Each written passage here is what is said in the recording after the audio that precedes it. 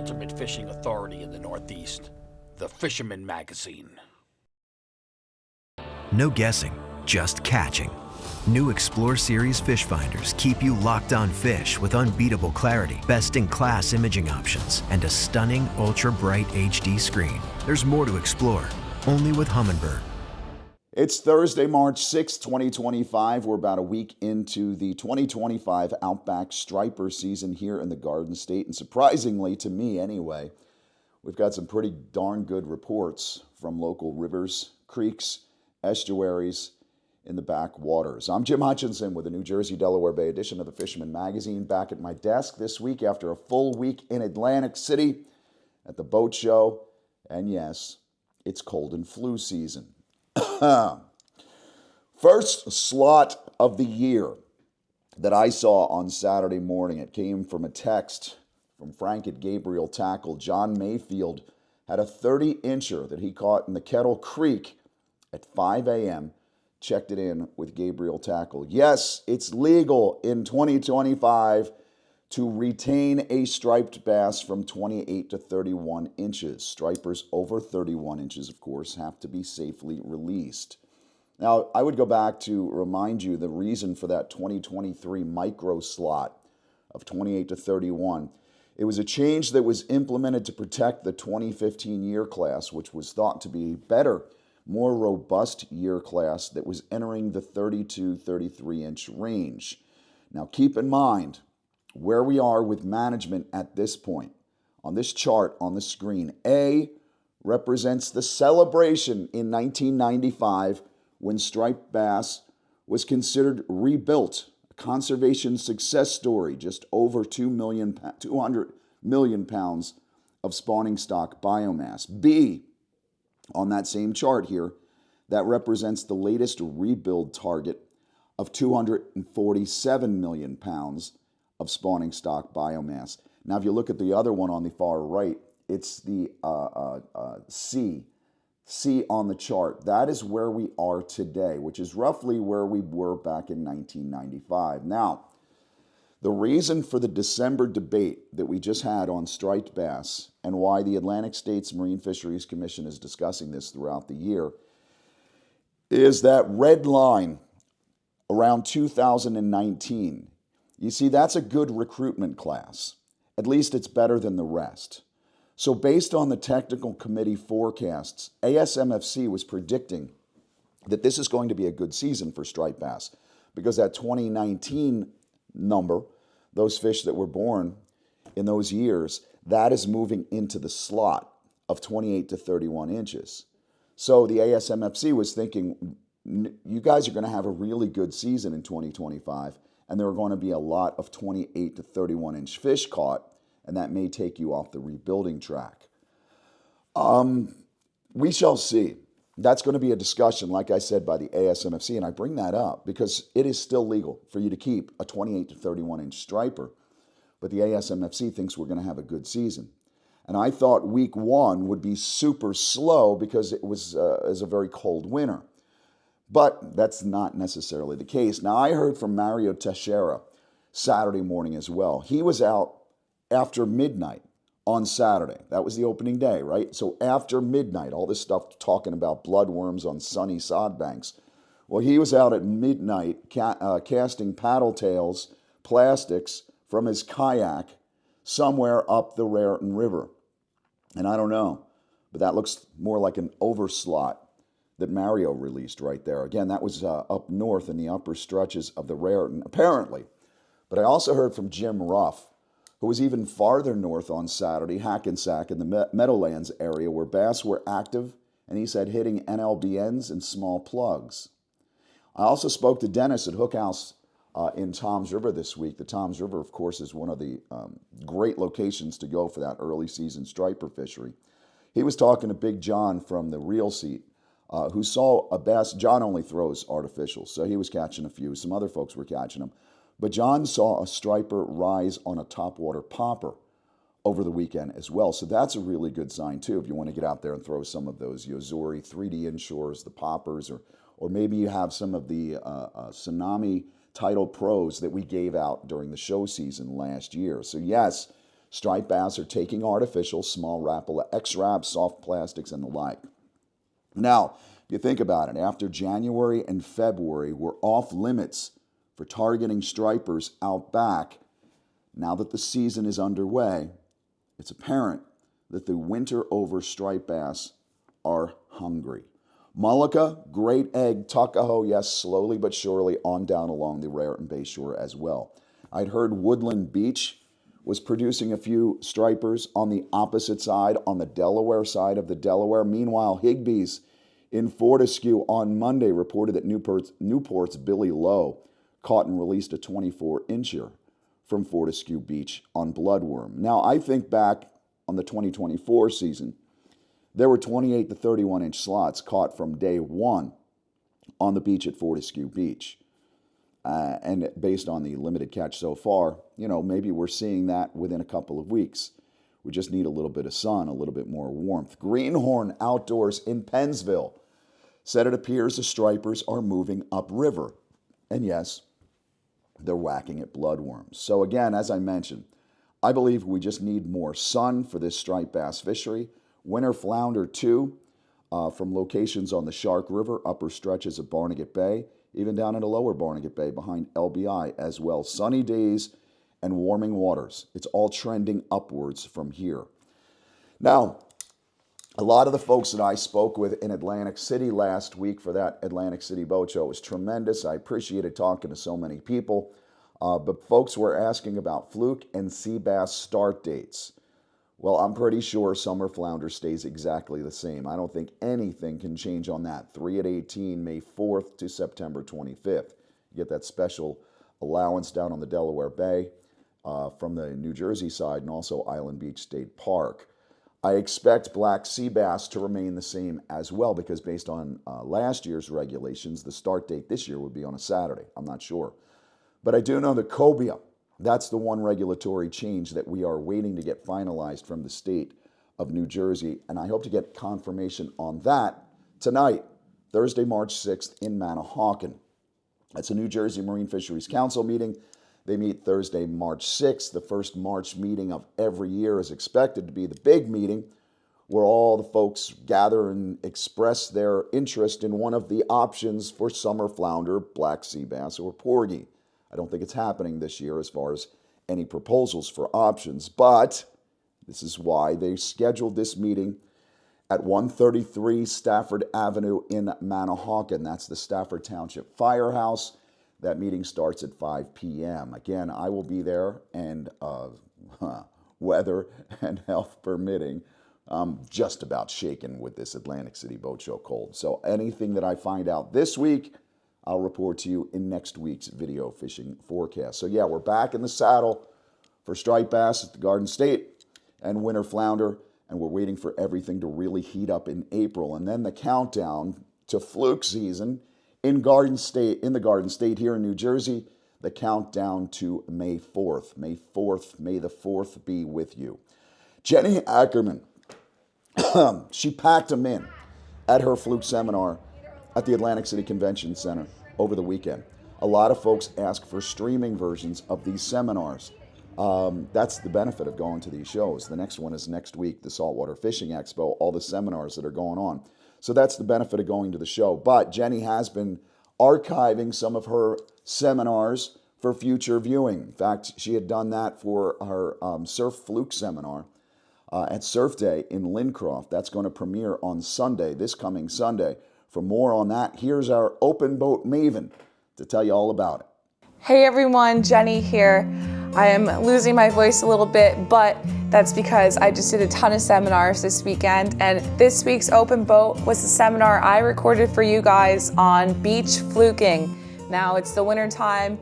It's a good idea to, get your stuff ready for May because fluke season will be here before you know it. And be sure to tune into my seminar because, believe it or not, you can wipe your feet on some doormats from off the surf.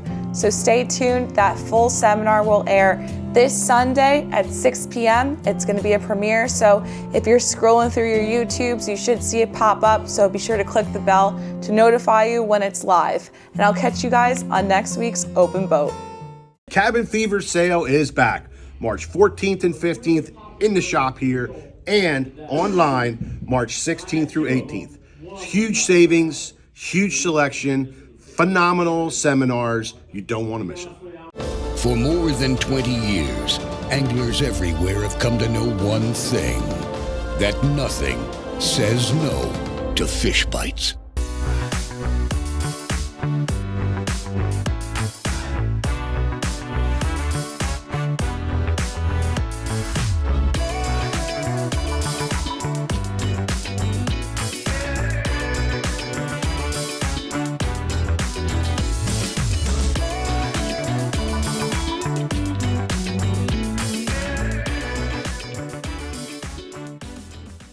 So May 4th is the start of summer flounder fluke in New Jersey. But on May 1st, pile driving will commence on the Empire One wind site in the New York Bight. Now, this particular lease area is nearly 80,000 acres in federal waters. It sits 14 miles south of Long Island and about 19 miles east of Long Branch, again in federal waters. Empire Wind 1 will have 147 turbines, 2 enormous AC/DC substations to convert that energy, and then undersea cables running up to the Brooklyn Marine Terminal in New York. I'm very nervous about this. Very nervous. While many of the New Jersey industrial offshore wind sites to the south are now in question, nothing's being done. Well, they might be lying tattered in the breeze, but this Empire Wind site that is run from New York in federal waters, that had all the permits and everything was ready to break ground this spring. So I don't know what pile driving of 147 wind turbines will do for our spring migrations, but I got to think it can't be good. That's why New York Governor Hochul, Miss Hochul, and NYSERDA are looking at a mitigation process to help support the for-hire boats that are going to eventually be displaced and face economic loss from these industrial offshore wind projects. Tackle shops and fishing magazine editors, I'm not sure if we qualify for any of these payoffs. That's certainly not happening with Governor Happy here in Trenton, Governor Phil Murphy's lame duck watch. Now, I mentioned the governor's tax increase or throwing out the boat tax, the lower boat tax in New Jersey. I mentioned that last week, but I've been doing a deeper dive into the new fiscal 2026 budget, and I have more to tell you because it's not just boats, it's also fishing piers and all kinds of things. We'll scratch that itch. We'll take a look at the weekend events coming up, but first, let's check in with my friend George, the Pocono Outdoors guy. Well, hey, thanks, Jim. You know, the lakes are still got quite a bit of ice here, thanks to that cold front that moved through over the weekend. Some folks are in trying to get some last-minute ice fishing in. We heard of some guys out here trying to get some stripers here in Beltsville. Also up in Wallapampack, they've been pretty successful as well. But I think this ice is short-lived, guys. It's beautiful weather out here right now. It's actually in the 60 degrees today here at Beltsville. And we had a little bit of rain this week, so all that is starting to melt the ice, as you can see behind me. There's ice out there, but you can't really get out to it, so it's quite a bit of a challenge if you do want to wrap it up. Also, guys, if you do ever attempt to get out, like late season ice is very similar to early ice. Be really careful, spud bar your way out if you do want to get out on some of these lakes over the next couple of days. But things are warming up. We're seeing lots of better temperatures. We're seeing the Delaware River actually hit 40 degrees the other day, so that is starting to warm up. And we might even get into those shad on schedule this year. We were thinking it'd be a little bit delayed, but that might be right on point here as things move up in the next week. Also, we had a couple guys out catching some things. We had Eric Fisher check in. He was getting some walleye on the Delaware River, taking advantage of that still cool temperatures, but open water. Also, Paul Seward, he was down in South Jersey getting himself a 5-pound chain pickerel on a glide bait, believe it or not. So it's a pretty beastie chain pickerel there. Like we said, talking about the shad, you know, water temperatures are up on 40. Mid-March is usually the key for that, guys. So we'll keep the eye on that tempo over the next week. Maybe if all goes well, we'll have things on schedule and we'll start hearing guys picking up one shad maybe by mid-month or so. So we'll keep an eye on that for you. Hopefully all things get moving along. We don't get any of these major rains that we tend to get this time of year. So we'll keep an eye out for you guys, but be sure you get out and get on them. From Pennsylvania, I'm George, your Pocono Outdoors guy.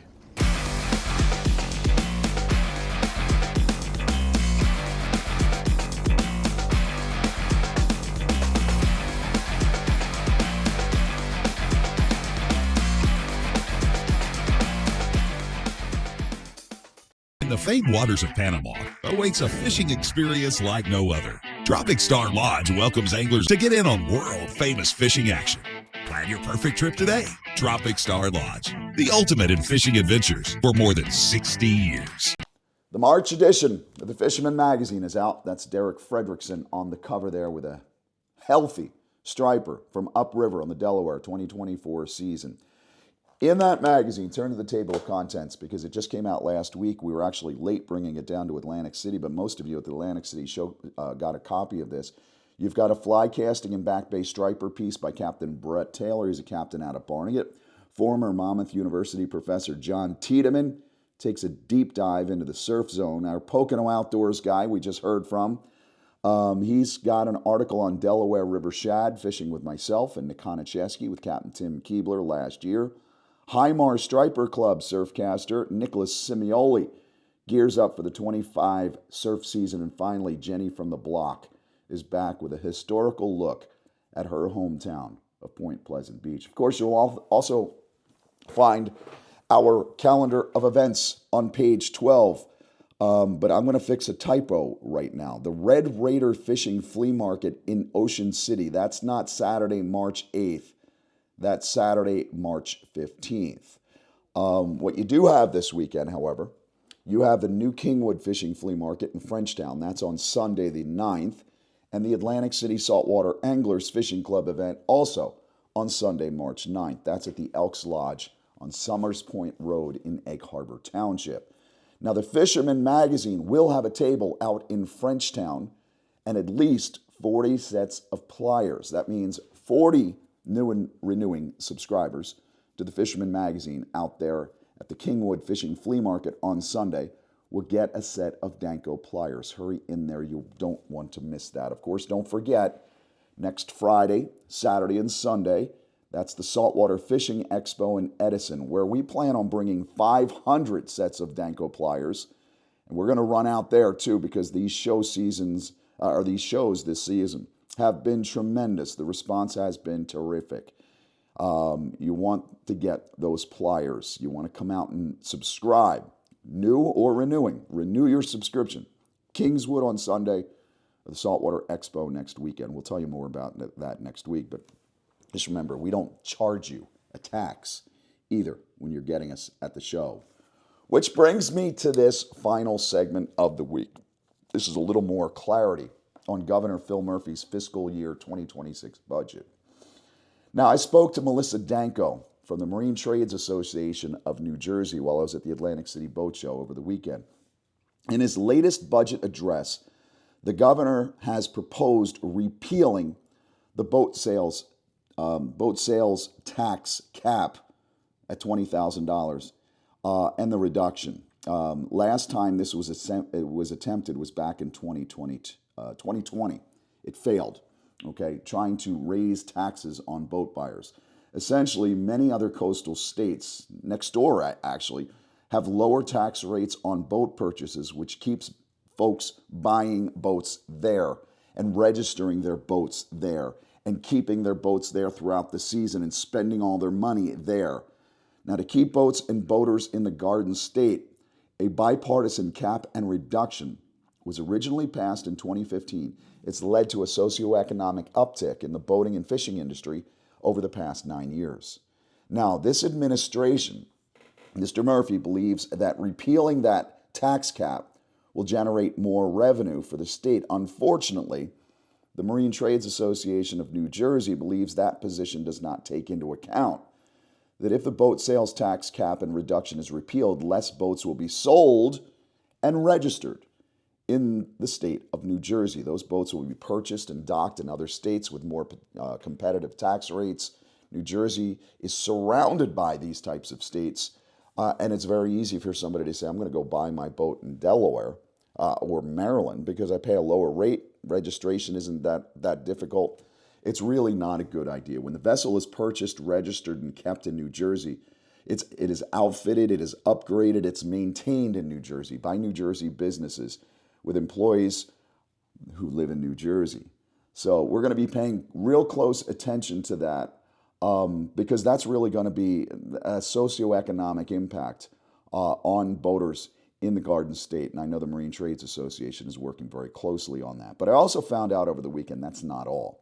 Let's take a look at some of these taxes. According to NJ.com, the list of newly taxable activities in Murphy's budget proposal for 2026, it also includes fishing piers. I know I've got an article about the Keensburg Pier coming up sometime this spring, written by a young man, great young writer. But we're going to be taxing fishing piers and driving ranges and golf courses, miniature golf courses, greens fees, skating rinks, paintball, skeet shooting ranges, ski lift tickets, speedways, public swimming pools, water slides, batting cages, pool halls, and bungee jumping. Clearly, we're in a fiscal crisis in New Jersey, and I can't help but think that letting people get into Island Beach State Park for free for so long really kind of had an impact. So this governor is in a difficult position. He's got roughly 9 more months. He is a lame duck. And it would seem the next governor, be it Democrat or Republican, is going to he's going to have his hands full. She's going to have her hands full when she takes over in 2026. So we'll be paying close attention to all of this stuff in the coming months, because this is, well, yeah, some people don't like to talk politics and fishing, but this type of politics really does have a huge impact. Now, reminder, I'm going to be out at the Saltwater Fishing Expo next Friday, Saturday, and Sunday, and then show season is basically over. I go outside, I work on the boat, I get it splashed in time for the cinder worm hatch in April, and then it's Katie bar the door. Nothing but fishing throughout the rest of 2025. God bless. Stay healthy. I'll see you again next week right here at thefisherman.com.